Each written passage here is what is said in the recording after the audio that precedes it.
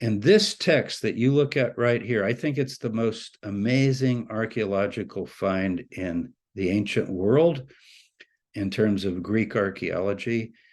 It's a little foil piece of gold, just like we would talk about tin foil. You can carefully roll it up because gold can be pounded out very thin and be very pliable.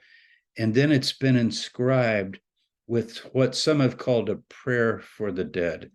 So these are called lamella or lamellae.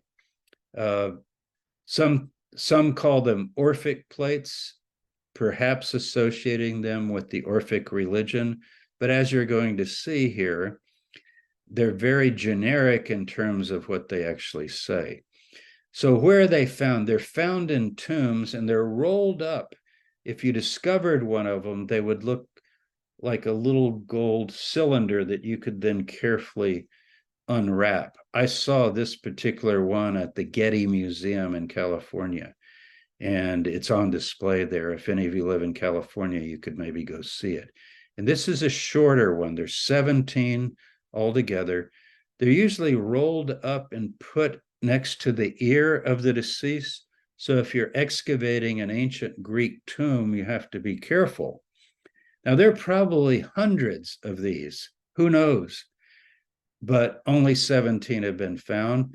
They tend to date from the 4th to 5th century. I think there's one example that's in the early Roman period, but generally they would be between Homer and Plato, but on down to the time of Plato. I would call these cue cards for the dead.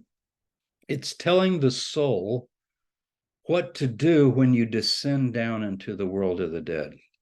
So let's read it. It's very exciting to read and get the idea. It's going to be kind of mysterious and an enigma, like a puzzle. Remember, it's just a cue card for the dead, kind of put by your ear so that as your soul departs the body and you're buried and go back to the dust, you're going to go down into Hades in the world of the dead.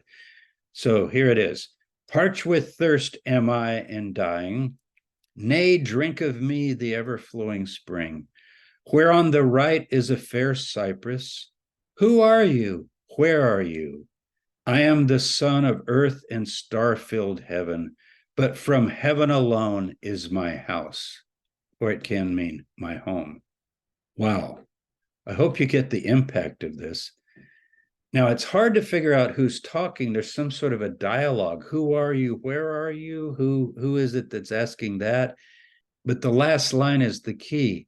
I am the son of earth and star-filled heaven. That is the first literary example archaeologically of what later I would call Hellenistic dualism. In other words, the idea is, yes, my soul has gone to the world of the dead because I am a son of the earth, but I'm also the son of star-filled heaven, and heaven alone is my home. Notice the term heaven alone. So this soul is telling the powers of the underworld who quiz it, who are you? Where are you? What are you doing down here? And if you know knowledge, this is the word Gnostic, if you know who you are, you can say to them very boldly, I belong in heaven. Okay. If we only had this shorter version, it would be tough to totally figure it out. But guess what? Look at this. I sometimes used to joke with my students and say, this is the dumb version for the dumb soul that might forget. Like that little cue card's not enough. Could we explain it a little more so I won't mess this up? Okay, same trip. The dead soul is going down to the underworld. You will find to the left of the house of Hades a spring. So it's actually giving you the geography. When you get down here, watch for this. You're going to see a spring. And by the side thereof, standing a white cypress. So you will be able to recognize this landmark. But notice, to this spring, approach not near. Isn't that interesting? A warning. Now, the other text didn't have that. You would presumably know that, and you don't need the cue card for that, or the Q plate, the golden plate. To this spring approach not near, but you shall find another from the lake of memory. We think this is the spring or the lake of forgetfulness. It's called Lethe. The soul is thirsty. It's had a long journey, death and afterlife, and going down to Hades, crossing the river Styx. You've probably heard of that. Paying the ferryman, getting there. And what are you going to see? Water, water. And you begin to say water and you begin to drink. Then you're going to forget everything and you'll have to be born again. Now there's this endless cycle of reincarnation, of birth and death and rebirth and death. But if you don't drink that so that you won't forget your past, keep going, you'll find another from the lake of memory, cold water flowing forth, and there are guardians before it. So notice when you see the guardians, they're going to ask you, what are you doing here? Let's see if this soul knows what the cosmos is really all about. Does this soul know the mysteries, the secrets, the gnosis of the cosmos? And this is very bold.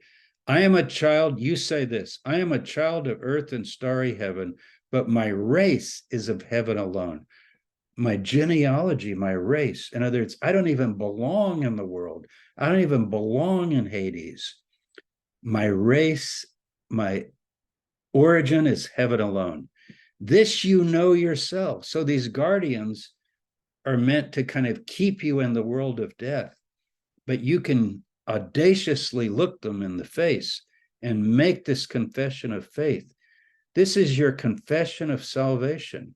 This is what Christians would later equate to something like, I believe in Jesus Christ, the Son of God, raised from the dead, who died for our sins, and so forth. It's this sort of bold confession of why you should be able to come out of Hades and ascend to heaven.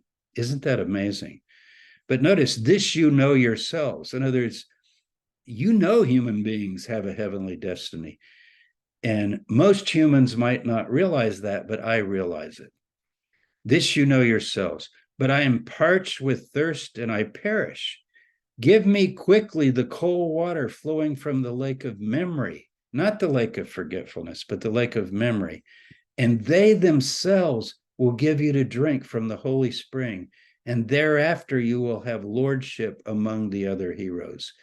I don't think it means in Hades, you're going to have a good place. Later, in the time of Plato, Hades is divided into compartments and so forth, and we'll see that right at the end of these slides.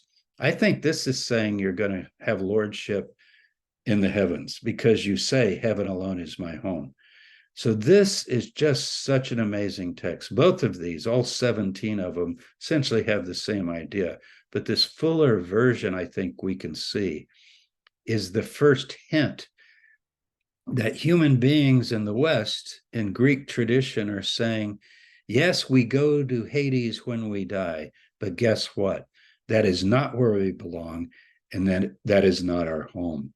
Isn't that amazing?